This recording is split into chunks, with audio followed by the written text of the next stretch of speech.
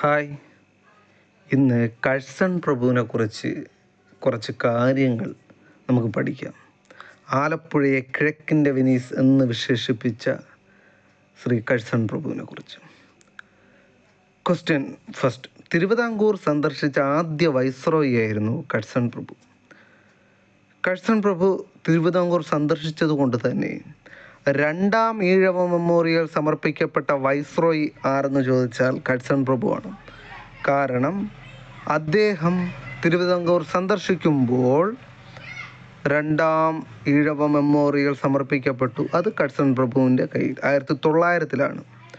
1899 മുതൽ 1905 വരെയാണ് കഴ്സൺ പ്രഭു ഇന്ത്യയുടെ വൈസ്രോയി ആയിരുന്നത്.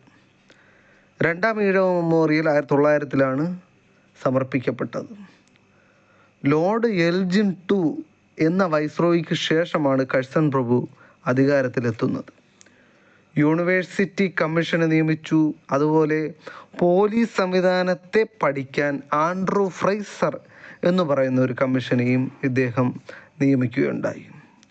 ബംഗാൾ വിഭജനം നടപ്പിലാക്കിയത് കഴ്സൺ പ്രഭുവാണ്. നമുക്കറിയാം, വർഷം 1905-ആണ്. ബീഹാറിലെ പോസ എന്ന് പറയുന്ന സ്ഥലത്ത് കാർഷിക ഗവേഷണ കേന്ദ്രം സ്ഥാപിച്ചതും കഴ്സൺ പ്രഭുവാണ്. അതുപോലെ തന്നെ കൃഷി വകുപ്പും അദ്ദേഹം തന്നെയാണ് ആരംഭിച്ചത്. അതുപോലെ വടക്ക് പടിഞ്ഞാറൻ പ്രവിശ്യ ആരംഭിച്ച വൈസ്രോയി ആരെന്ന് ചോദിച്ചാലും കഴ്സൺ പ്രഭുവാണ്. ഇംഗ്ലണ്ടിൽ വിക്ടോറിയ രാജ്ഞി അന്തരിക്കുന്ന സമയത്ത് ഇദ്ദേഹമായിരുന്നു ഇവിടെ ഇന്ത്യയിലെ വൈസ്രോയി കഴ്സൺ പ്രഭു. ഡൽഹി ദർബാർ നടത്തുന്ന സമയത്ത് വൈസ്രോയി ആരെന്ന് നമുക്കറിയാമായിരുന്നു. ആരായിരുന്നു? ലിട്ടൺ പ്രഭുവായിരുന്നു. ഈ വിക്ടോറിയ രാജ്ഞി മരിക്കുന്ന സമയത്ത് അത് കഴ്സൺ പ്രഭുവാണ്. ഇന്ത്യൻ കോയിനേജ് ആക്ട് പാസ്സാക്കിയതും കഴ്സൺ പ്രഭുവാണ്. അതുപോലെ കോൺഗ്രസിൻ്റെ സമാധാനപരമായ ചരമത്തെ സഹായിക്കാനാണ് ഞാൻ ഇന്ത്യയിലേക്ക് വന്നത് എന്ന് അഭിപ്രായപ്പെട്ടതും കഴ്സൺ പ്രഭുവാണ്. അതുകൊണ്ട് അതുമായിട്ട് കണക്ട് ചെയ്ത ഒരു കാര്യം, INCA മൈക്രോസ്കോപ്പിക് മൈനോറിറ്റി എന്ന് പറഞ്ഞത് ഡഫറിൻ പ്രഭുവാണ്. അതുപോലെ അവസാനം ലോർഡ് കിച്ചിനർ അദ്ദേഹവുമായുള്ള അഭിപ്രായ വ്യത്യാസത്തെ തുടർന്ന് രാജിവെച്ച വൈസ്രോയിയും കഴ്സൺ പ്രഭുവാണ്. അദ്ദേഹം രാജിവെച്ചു.